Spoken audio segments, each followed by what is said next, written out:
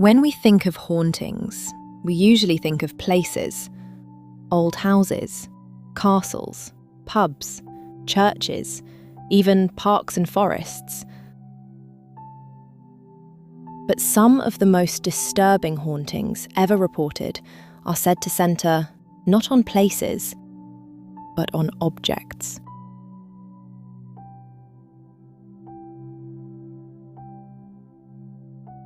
A striking example of this comes from the world of art.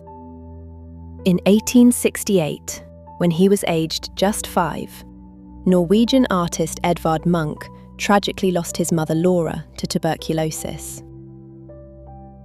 25 years later, he painted The Dead Mother, a deeply personal reflection of that loss, and clearly capturing the raw emotion and crushing pain of a child's grief.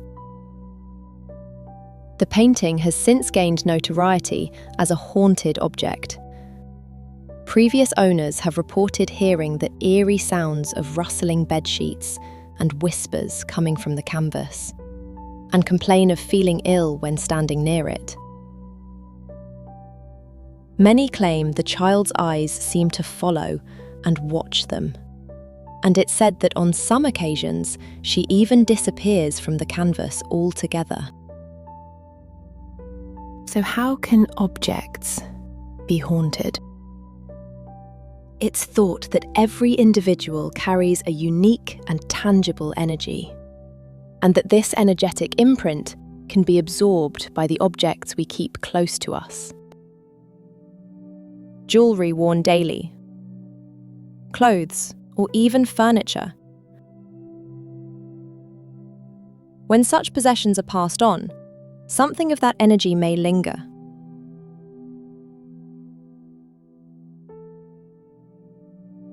And when those possessions are closely connected to war, death, tragedy, or emotional turmoil, some believe the imprint left behind may be particularly strong. Others believe that something more than an imprint can remain, and that a spirit itself may stay attached to an object, lingering wherever that possession eventually ends up. It's an idea that feels instinctively plausible. After all, we form close relationships with objects. We carry them through moments of joy and trauma. We pass them down, repair them, and sometimes refuse to let them go. And if walls can remember, why couldn't the objects we treasure, or those that accompanied us through fear and hardship, do the same?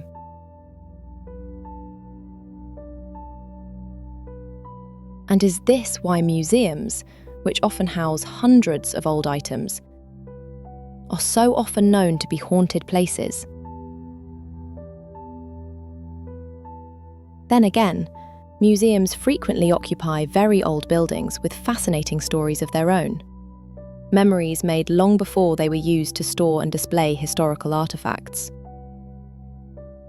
So is the unexplained activity reported in museums connected to the objects on display, or to the buildings themselves and the lives once lived within them? Let's explore one in particular.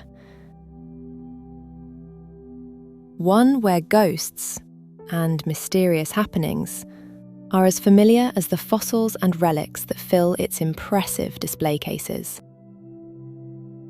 Known as the most haunted building in Cambridgeshire, it's the fascinating Peterborough Museum.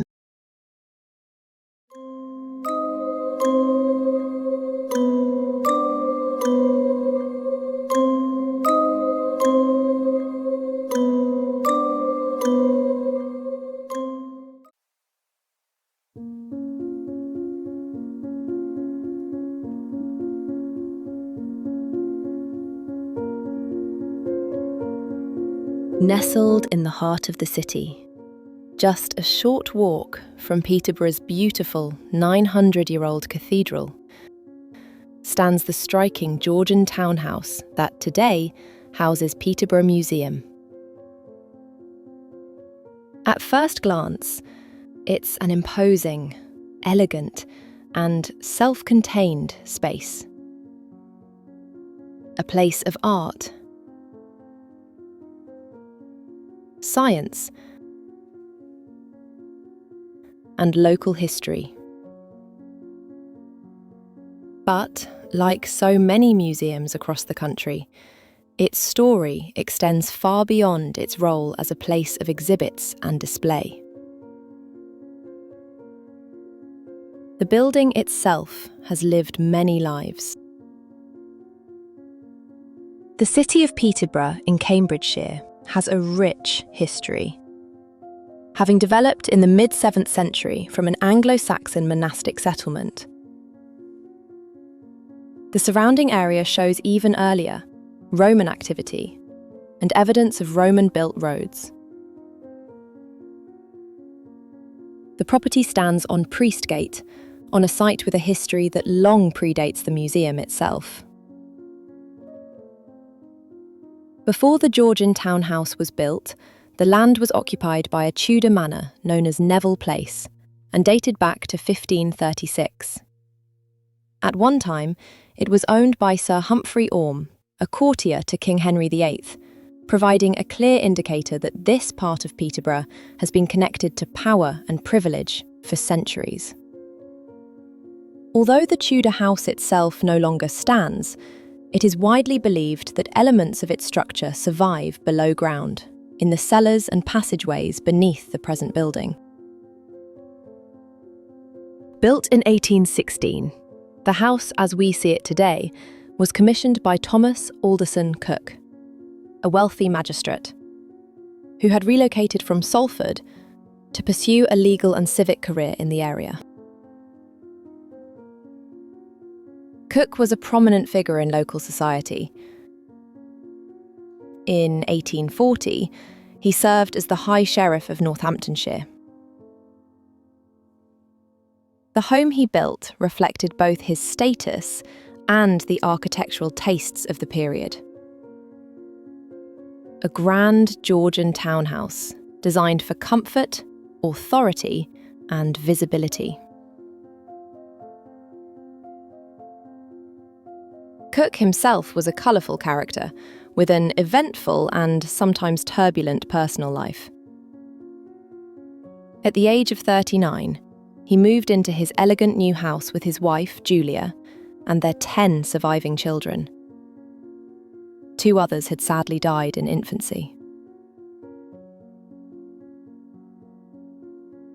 Tragically, aged just 41, and after a short illness, Julia Cook passed away in 1817, so just 1 year after moving in.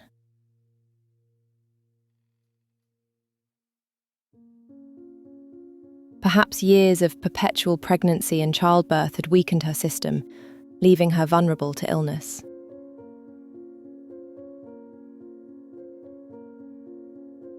In 1818, Cook's eldest daughter, also named Julia, married into the influential Squire family, prominent grain merchants and boat owners who had made their fortune from the river trade. This union bonded the 2 powerful families in a way that would continue for decades. Just a few months later, Cook married his daughter's new sister-in-law, 27-year-old Charlotte Squire. The pairing was, however, short-lived, after proving a complete disaster. Many sources suggest the marriage ended in divorce because Charlotte was unable to have children.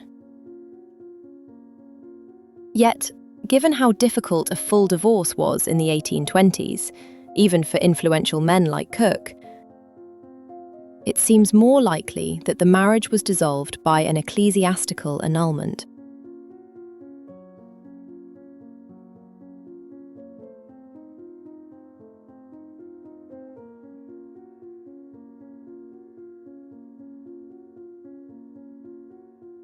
Church courts could handle annulments discreetly, leaving little trace, avoiding scandal, and preserving reputations, something that was likely to be highly appealing to two already closely connected and powerful families.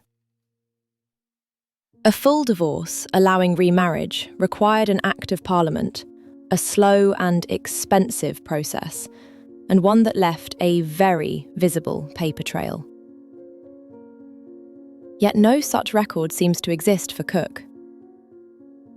The speed with which he remarried makes a formal divorce even less likely.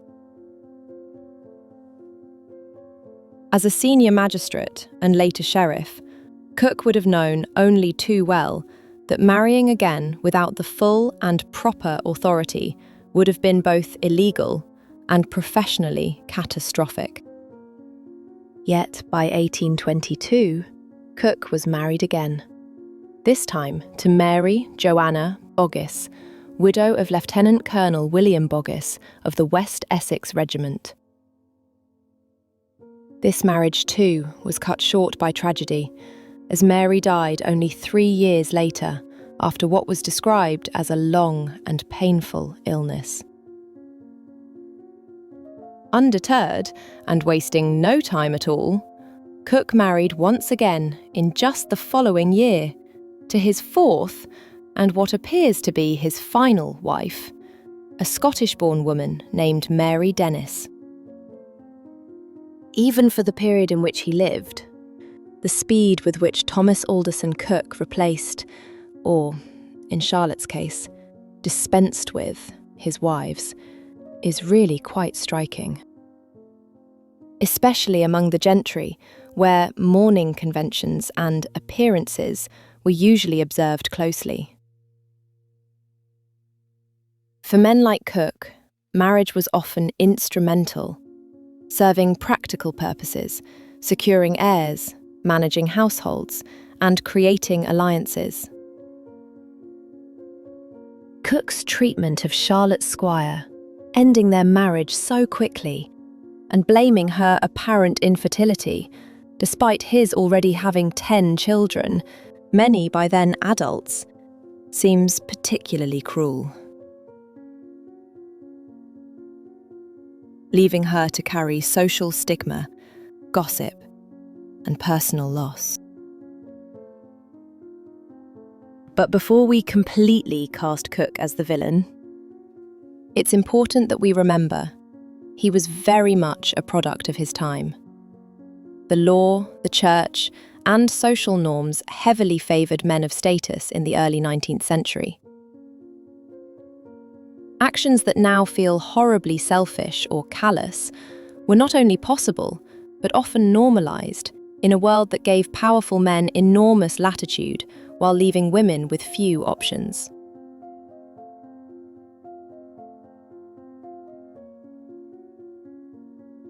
But personal lives aside, for several decades, the Priestgate house had functioned exactly as intended, a private residence at the centre of a growing city. That all changed following Thomas Alderson Cook's death in 1854.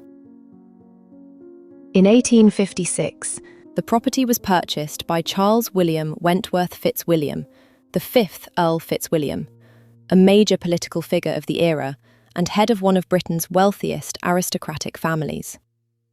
His estates included the vast Wentworth Woodhouse in South Yorkshire and Milton Hall, just outside Peterborough.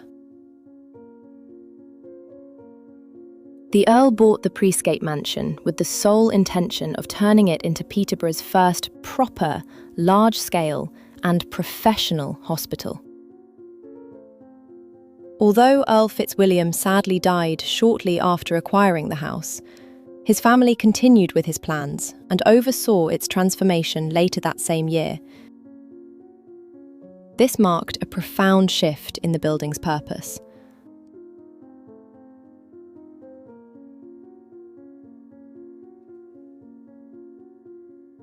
It's worth pausing here to acknowledge just how generous the Fitzwilliam family were. This wasn't a gesture of status or prestige, but a genuine attempt to improve the lives of local people at a time when healthcare was far from accessible. It tells us a great deal about the 5th Earl and the Fitzwilliams, doesn't it? Kind people.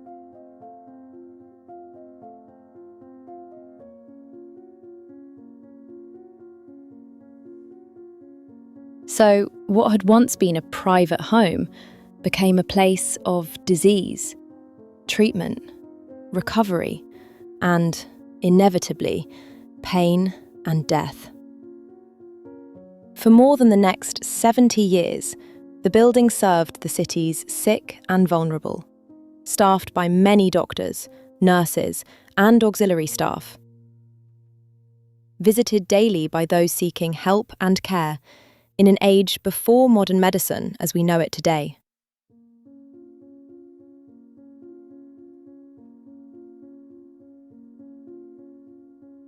A look at newspaper reports on the huge range of tragic and unfortunate cases that found their way to what was once a wealthy magistrate's comfortable home provides us with a stark reminder of the emotional toll that once permeated the building's very walls. In fact, in May 1884, it was the property itself that suffered injury, along with traumatised patients, staff, and sleeping off-duty nurses, when the place itself was engulfed by fire. Although luckily everyone was rescued in time, with amazingly no fatalities, the building sustained severe damage to the upper floors, and the whole roof was destroyed. Just a few years later, following full repairs, fire would again cause catastrophe. This time to a member of staff. In 1891, a member of the infirmary staff, a dispenser named Mr. Taylor, was in full festive mood, having volunteered to play the infirmary's Father Christmas.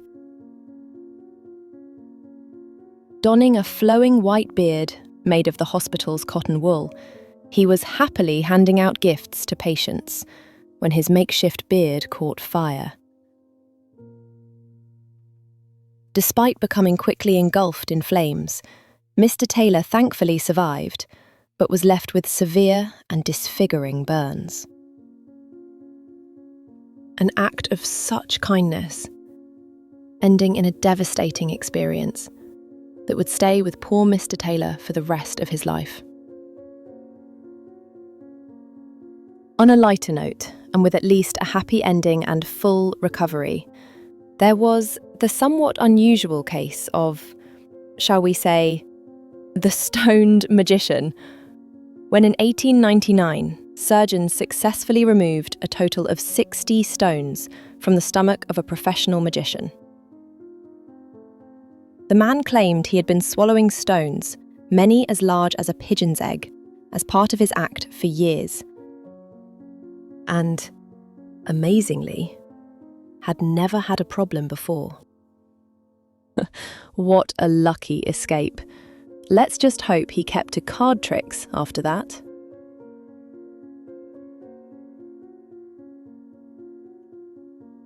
At a time when coal fires were the source of heat for Victorian and Edwardian homes, there were many catastrophic accidents. These included those of a 17-year-old maid named Ethel Cadmore, who was rushed to the hospital in 1923 after catching fire when airing bedsheets. And the earlier, heartbreaking case of 7-year-old John Rippon, who was severely burned when his nightshirt caught fire. Tragically, both cases proved fatal, as doctors were unable to save either of them. In December 1926, the infirmary treated a patient whose past and true identity, at least at first, seemed a complete mystery. A gentleman, using the name Thompson and providing a London address, took a room at the Westgate Temperance Hotel. For 3 days he went out every morning carrying a briefcase, not returning until the evening. Curious hotel staff tried to guess his occupation, with some thinking he was a travelling salesman, others a clergyman. On the third evening, the man stopped at reception and asked for a 9 a.m. call for the following morning. When the maid was unable to get a reply, the window to his room had to be smashed. The man was rushed to the infirmary after being found barely alive, the gas tap switched on, and his room filled with gas. The staff found no possessions apart from 5 shillings, and nothing to verify his identity. After remaining unconscious for 15 days, the man unfortunately died.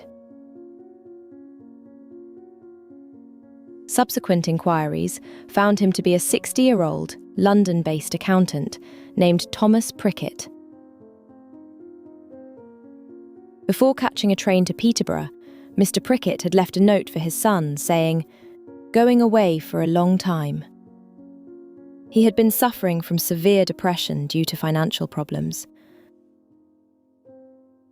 Oh, Mr. Prickett, why did you think this was your only way out? If only you'd talk to someone.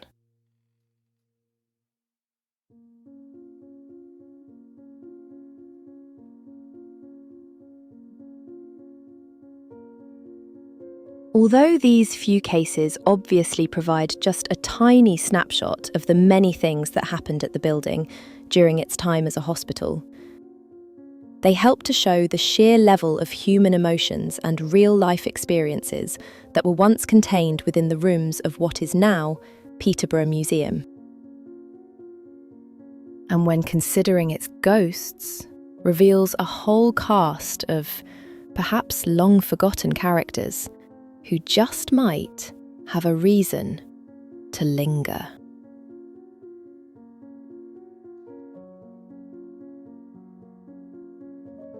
The infirmary remained in use until 1928, when its role serving the city's sick was taken over by the newly constructed War Memorial Hospital.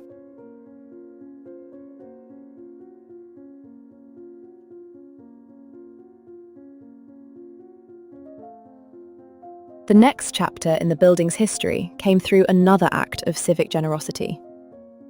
The former infirmary was acquired by Sir Percy Malcolm Stewart, 1st Baronet of Stewartby, an industrialist and philanthropist closely associated with the London Brick Company. Sir Percy was well known for his belief in responsible industry and for improving both living and working conditions for his employees.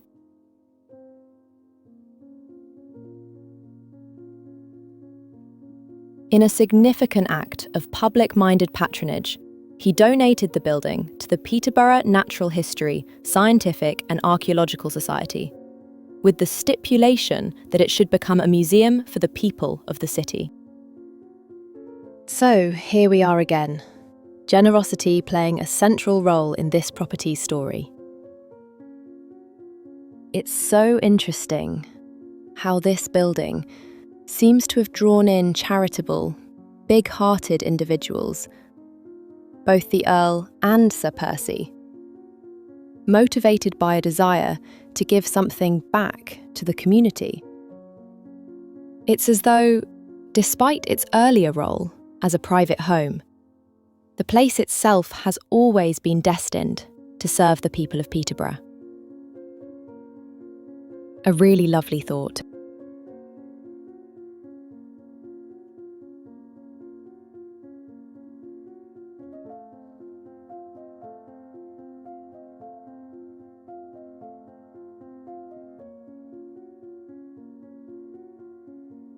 Peterborough Museum officially opened to the public in 1931, with an art gallery added 8 years later in 1939. Today, the museum houses a wide-ranging collection reflecting both the natural and cultural history of the area. Among its most striking features is the Victorian operating theatre, one of the few surviving examples of its kind, offering a sobering insight into 19th century medical practice. Elsewhere, the Geology Gallery displays an impressive array of Jurassic fossils, including the remains of a prehistoric marine reptile discovered locally. A fascinating reminder that Peterborough's history stretches back far beyond human memory.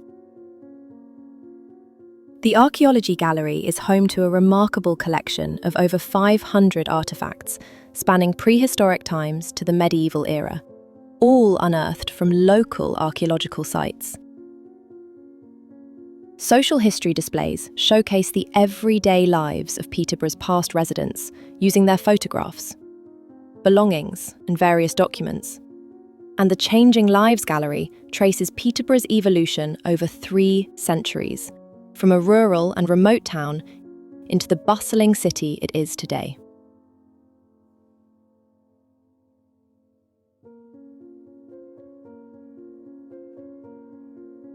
So a private home, a place of care, and now a receptacle of memory.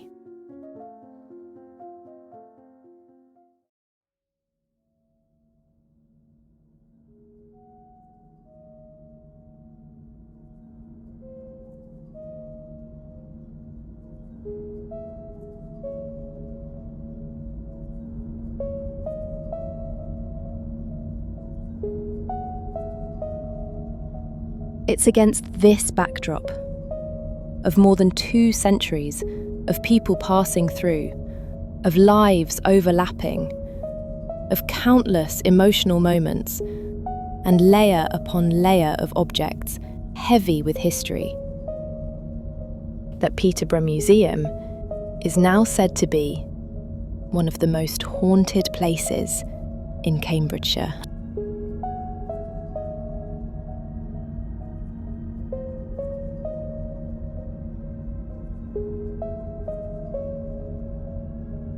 So what is the source of its infamous hauntings?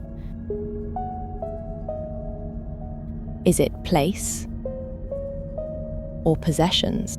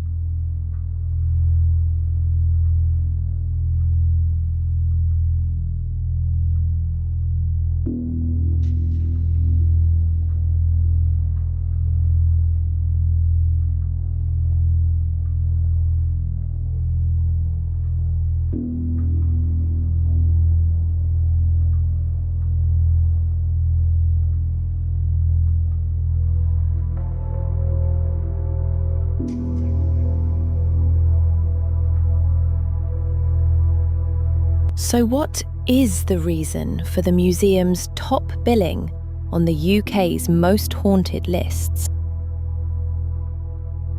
After all, reputations don't form without good reason. What have people experienced here? Enough to place this building among Cambridgeshire's most talked about sites.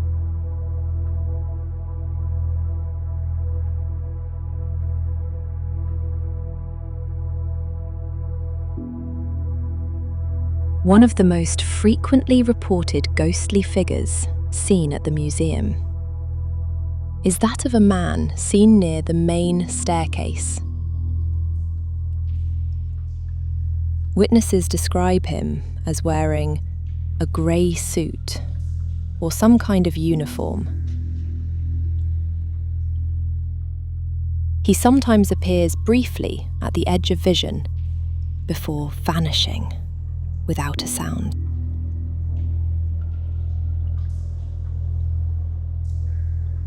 What makes these encounters particularly disturbing is that they are often accompanied by a strong and distinctive smell, one described as unmistakably unpleasant and suggestive of severe illness or infection, like that of gangrene. This figure is believed to be the unsettled ghost of a man named Thomas Hunter. Thomas was a 36-year-old wounded soldier who died in 1916 while being treated at the infirmary. Born in County Durham, he later emigrated to Australia, where he made his home before enlisting to serve with the Australian and New Zealand Army Corps, better known by their acronym, the ANZACs. A combined military force formed during the First World War. During the conflict, thousands of wounded ANZAC soldiers were sent to England for medical treatment. Many recovered. Many did not. The first known sighting of the ghost of Sergeant Hunter is said to have occurred in the 1930s when the wife of the museum's caretaker saw him in the building. According to staff, she heard footsteps on the stairs, which she assumed to be her husband's. She turned to find that, in fact, it was the ghostly figure of a soldier in grey uniform who glided up the stairs and then completely vanished.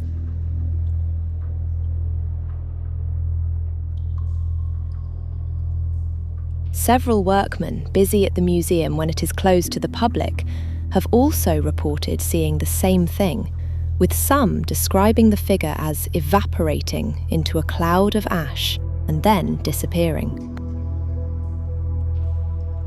Sergeant Hunter is often known as the Lonely Anzac, a man whose life ended tragically, far from the country he had chosen as home. His brief stay at Peterborough was marked by pain and loss. Could this be why he remains, trying to make sense of his surroundings? Maybe searching for a way back home. But his death certainly didn't go unmarked. When Sergeant Thomas Hunter passed away, the people of Peterborough were deeply moved.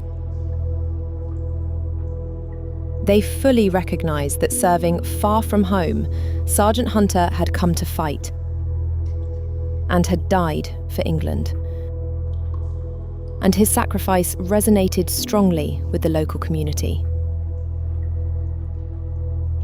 By the time of his funeral in 1916, Peterborough had lost 500 fighting men, and they were all tragically buried where they fell.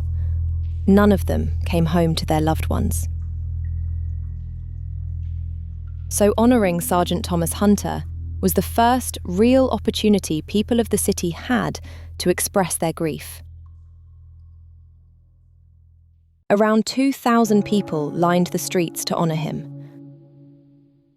Led by the mayor, as a funeral with full military honours took place at the Broadway Cemetery on the 2nd of August 1916. A horse-drawn hearse carried him to his resting place. Shops were closed for the day. The cathedral bell tolled, and the grave was covered with countless wreaths and flowers. It was also later marked by a carved stone Celtic cross. And the connection to Sergeant Hunter endures to this day, as the 25th of April is Anzac Day, when memorial services are held at his graveside, remembering not only his sacrifice, but those of his fellow soldiers too.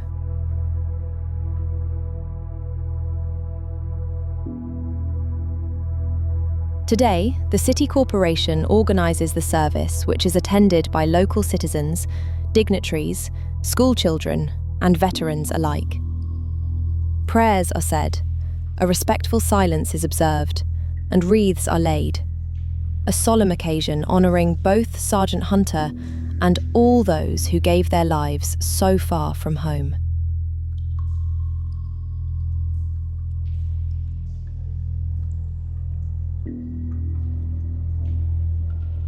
An inscribed bronze memorial dedicated to Thomas Hunter also hangs in Peterborough Cathedral.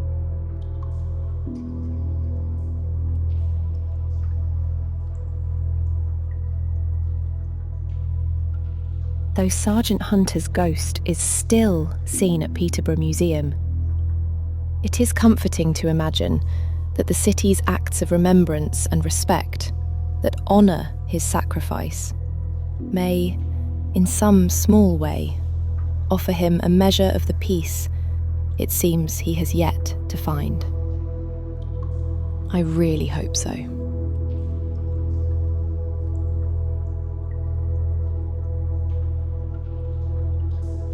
Another area that has attracted repeated and deeply personal reports is the back staircase at the property. Women and girls, especially, have described sudden feelings of unease while standing there. An instinctive discomfort that comes without warning. Some speak of a sensation of being pushed or brushed past, as though someone unseen is moving through the same confined space. Local legend tells of a pregnant maid who is said to have fallen to her death on this very staircase. Whether this story reflects a real tragedy or is simply a tale, shaped by time, by silence and retelling, remains unclear. Yet the persistence of reports centred on this specific location has led some to wonder whether the building is recalling something more than a story.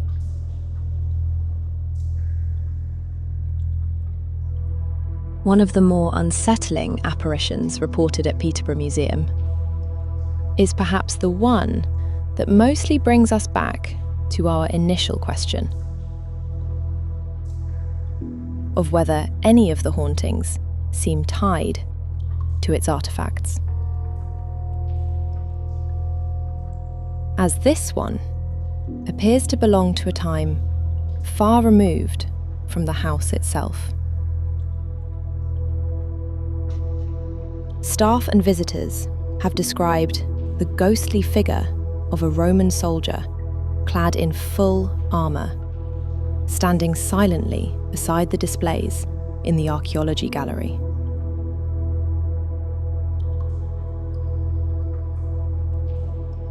Interestingly, witnesses don't describe the figure as walking through the room or between the display cases, only to be there, motionless, as though fixed in place. So this ghostly visitor certainly can't be connected to the building's Georgian or Victorian past. His presence is profoundly out of time. But of course, it's not, if he is connected to something there in the display. An item he once wore, maybe. Something he carried or perhaps relied upon in life. Is that the reason he's there? Proving that objects are capable of holding more than historical value? Does something on display retain a part of his identity?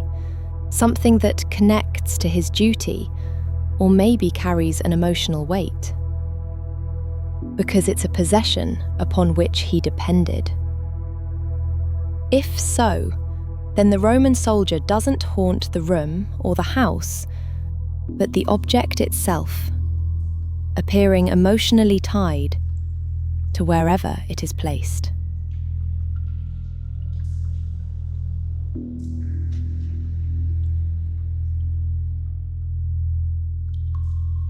Yet there is another possibility. Some would say, probably darker still. The Priestgate site stands on land shaped by centuries, long before the house was built. Could he be tied to the land itself? He certainly wouldn't be the first. The ghostly forms of Roman soldiers are reported in many parts of the UK. Unlike other reported sightings at the property, this fascinating, full-bodied apparition can't be easily confined to the house, one of its staircases, or a past chapter of domestic life. He appears at the intersection between object and place, between what is displayed and what lies buried. Perhaps this is what makes the Roman soldier so unnerving. He simply stands, watchful, with no obvious story, and entirely out of time, leaving us guessing. Perhaps reminding us that the ground beneath the museum has never truly been barren, only repurposed. And showing us that the past does not always align neatly with the boundaries that we impose upon it.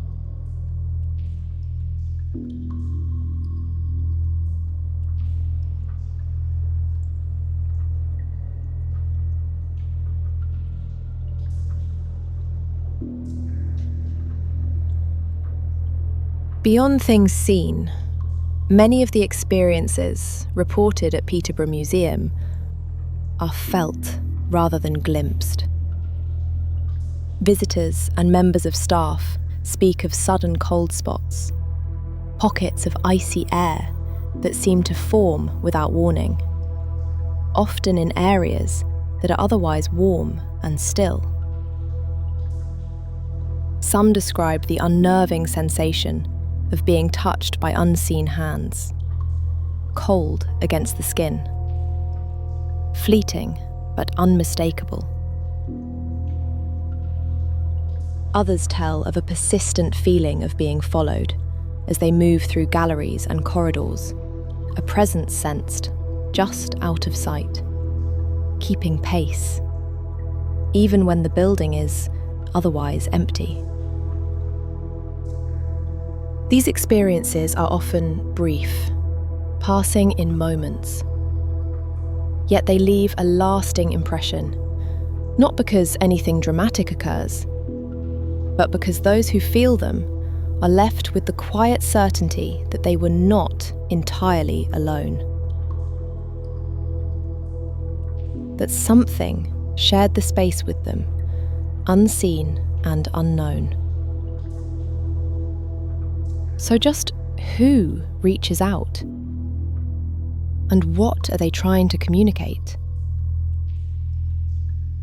In a house shaped by centuries of occupation, authority, illness, pain, and domestic life, such sensations tell us that presence doesn't always announce itself through form or figure, but also through atmosphere, touch, and the subtle disturbance of unmistakable attempts at making connection. In the natural history galleries, a very different kind of presence is reported. Here, witnesses have described seeing the ghostly figure of a little girl wearing a white or pale yellow, old-fashioned dress.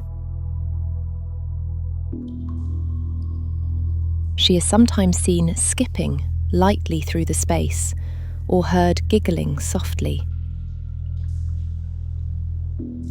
Apparently, paranormal investigators have captured her sounds when recording in the area.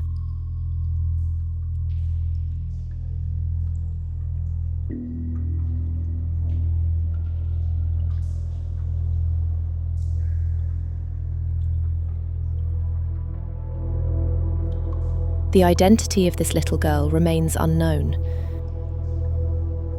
She is not easily linked to any one period of the building's history or to a specific individual. It seems that whether she lived at the house or was once a patient is open to interpretation. What makes her presence particularly striking is the contrast it creates. When we remember that this building has served many serious and authoritative purposes over the centuries, the image of a child light-heartedly at play feels oddly out of place.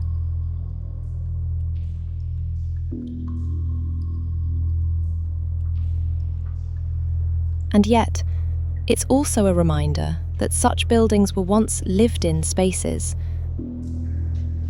places where families passed through, where innocent children existed alongside duty, disease, and formality. If such reports are to be believed, and there's nothing to suggest that they shouldn't, then what lingers there isn't fear or tragedy, but a harmless fragment of ordinary life, preserved, replayed, and quietly echoing through the galleries.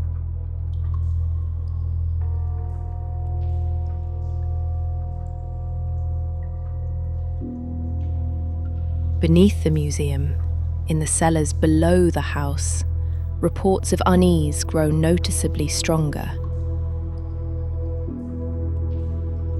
These lower spaces have long been associated with a sense of dread, a feeling that something is not quite right. One poor, unfortunate visitor is said to have fled the cellars in visible terror after encountering something they were either unable or unwilling to describe. Many speak of a dark, shadowy figure that appears suddenly in the corners of the vaults, startling those who see it, before retreating quickly back into the darkness from which it emerged. There are also reports of a hooded, monastic-looking figure moving silently through the cellar tunnels and former service passages, its presence felt as much as it is seen. I wonder if they are one and the same. In these underground spaces, visitors have described hearing disembodied voices, indistinct, echoing, and impossible to place.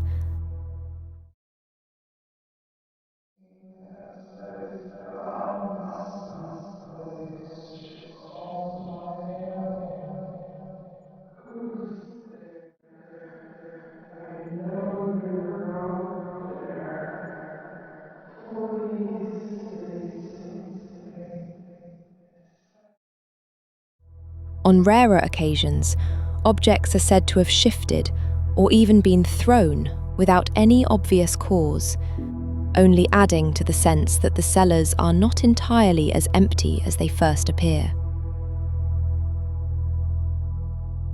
Given the site's medieval and Tudor past, these accounts raise intriguing questions.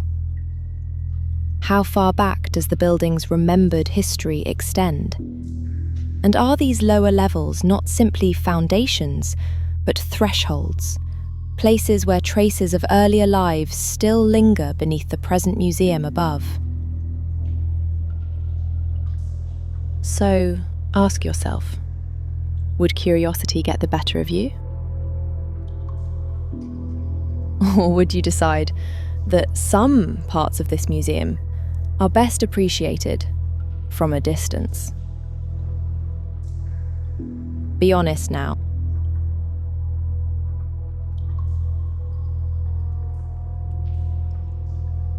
Throughout Peterborough Museum, from the Tudor cellars below to the corridors and staircases of the main house, the sound of footsteps is frequently reported.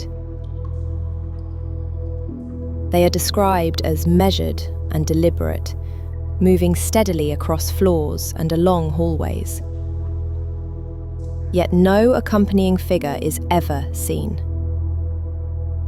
The sound approaches, passes by, and fades, leaving only silence behind.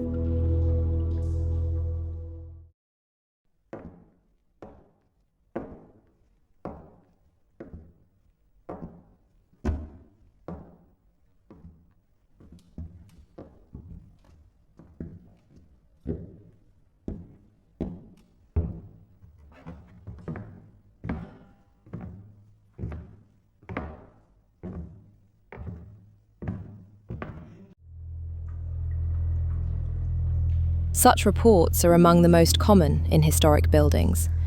But here, the footsteps seem to follow a fascinating pattern. They trace routes that predate the museum itself.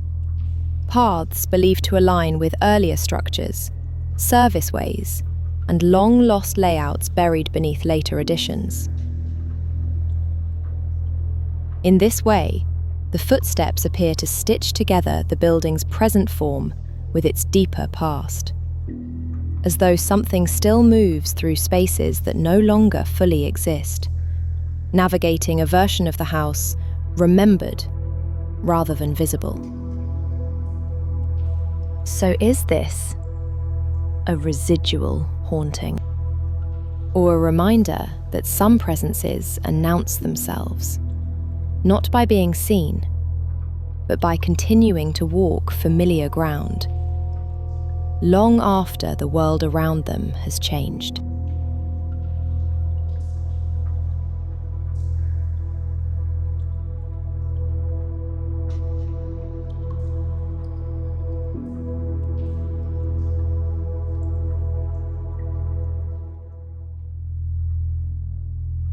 Many accounts of a commonly cited, full-bodied apparition spotted at the museum centre on the ghost of a woman seen on the upper floors and staircases of the house. She is most often described as wearing a long, period-type gown, although reports seem to vary as to whether the dress appears Georgian or Victorian in style. A former curator at the museum named Stuart Orme told the local press, "I was working in the museum one evening with two colleagues where we were setting up a temporary exhibition. I glanced up and I saw a woman walk past the doorway. She looked living and breathing and was dressed in Victorian clothing. I went to the doorway to see where she'd gone, and she'd vanished. That would have been fine, but it was 9:30 in the evening. The door was locked, and it was just the three of us in there." Some witnesses also claimed to hear a disembodied voice at the time of the sightings, crying out, "Lady Charlotte, Lady Charlotte," in a tone described as urgent and distressed. Over time, this has led to speculation that the figure may be Charlotte Squire, the second wife of Thomas Alderson Cook, a woman who, as we've seen, was swiftly cast adrift by either divorce or annulment. An exceptionally rare and socially damaging event in Georgian England. It is, on the face of it, a compelling idea. Charlotte's time at the Priestgate house was certainly brief, but it was undoubtedly pivotal. Although Charlotte was not a formally titled lady, servants may well have addressed her as Lady Charlotte, out of courtesy. and in recognition of her, albeit short-lived position as mistress of the house. Following this unhappy chapter, Charlotte Squire quickly and unsurprisingly left Peterborough. She relocated to Cheltenham in Gloucestershire, where she appears to have lived a financially secure and comfortable life.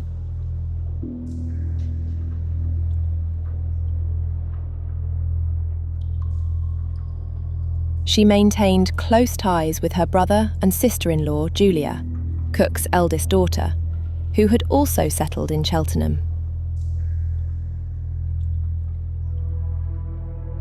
Charlotte never remarried and went on to live into her 80s. Her later life, one marked by independence, endurance, and survival. Yet, it's difficult to imagine that she ever fully escaped the damage done to her reputation.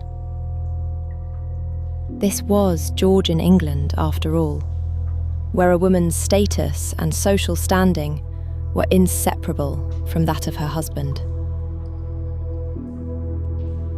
Regardless of her wealth and her connection to the powerful Squire family, Charlotte would likely have fallen from respectability and into gossip.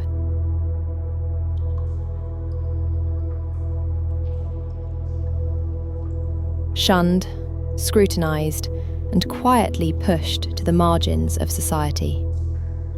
Viewed as tainted. Denied a husband and family of her own. It's not unreasonable to wonder whether the sheer emotional weight of that fall left a deeper mark than the years that followed.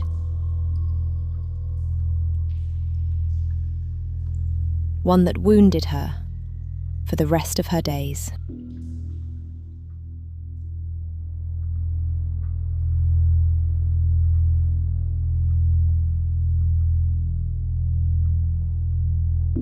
For those of us open to the paranormal, the unearthly voice heard at the museum calling out Charlotte's name raises a compelling question.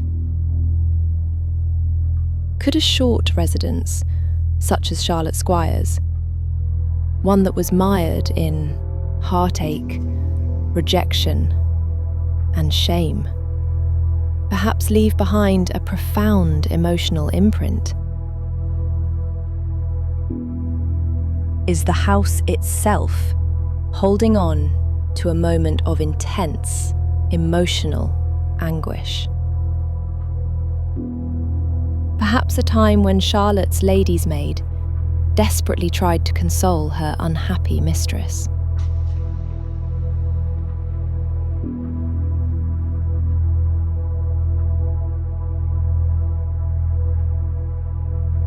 So replaying a trapped residual echo of her maid's fear, concern, and worry for her despairing mistress.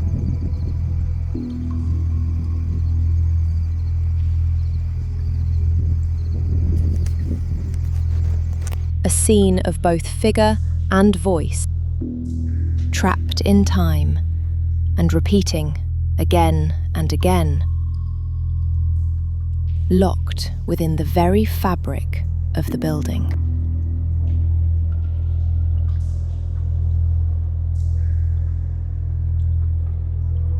But Charlotte Squire is far from the only woman who spent poignant parts of her life bound to this house.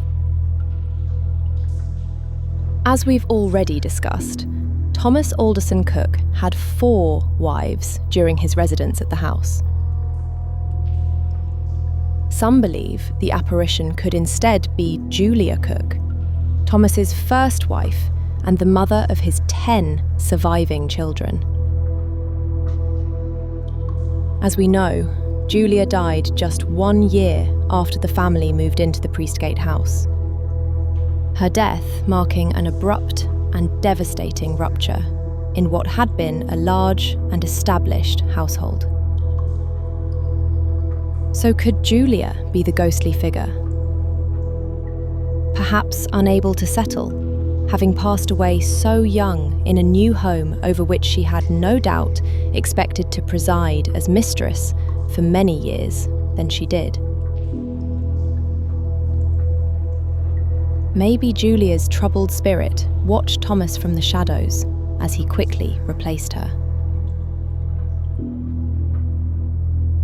Another possibility is that the ghost is Mary Joanna, Cook's third wife, who died after just 3 years of marriage at the age of just 45. Her life, too, was cut tragically short, and her time in the house coincided with illness and decline. Then there's Cook's fourth and final wife, also named Mary, a woman whose later years are frustratingly elusive. Census records show Mary living with Cook at the Priestgate house in both 1841 and 1851. Yet by the time of Cook's death in December 1854, she appears to vanish from the historical record. Mary is not mentioned as his surviving widow in newspaper reports or obituaries.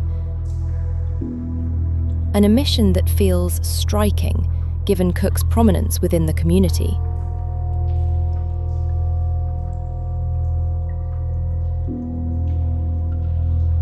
Has she, as often happened, just slipped through the gaps of Victorian record keeping? Or did she die at the house before him? So perhaps the question is not which woman haunts the house, but whether there is more than one.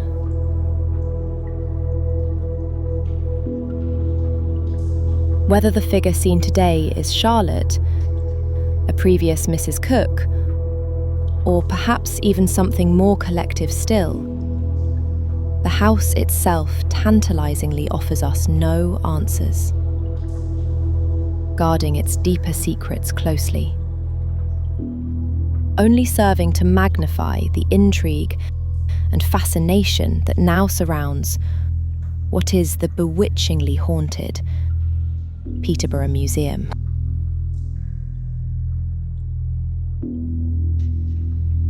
So is it place or possessions?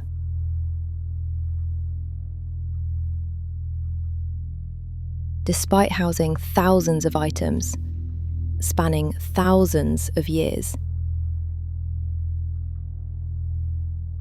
the ghosts of Peterborough Museum mainly seem tied not to its display cases, but to those parts of the house shaped by repeated human occupation. The staircases, corridors, and cellars.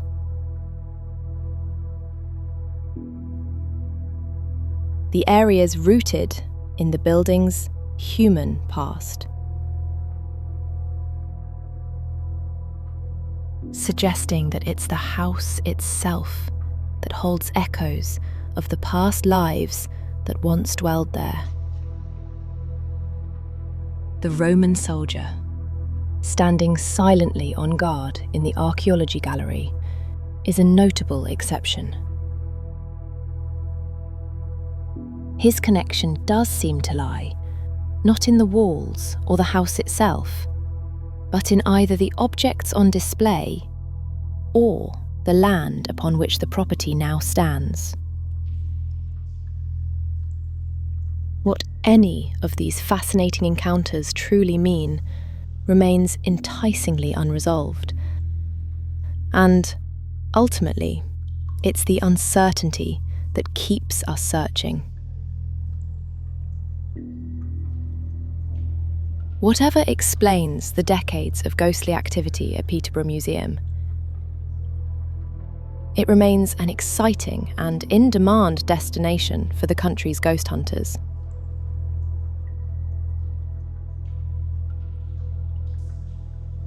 Its ghosts urge us to consider the different ways that the past continues to linger, persistently, defiantly, in the spaces that we all move through every day.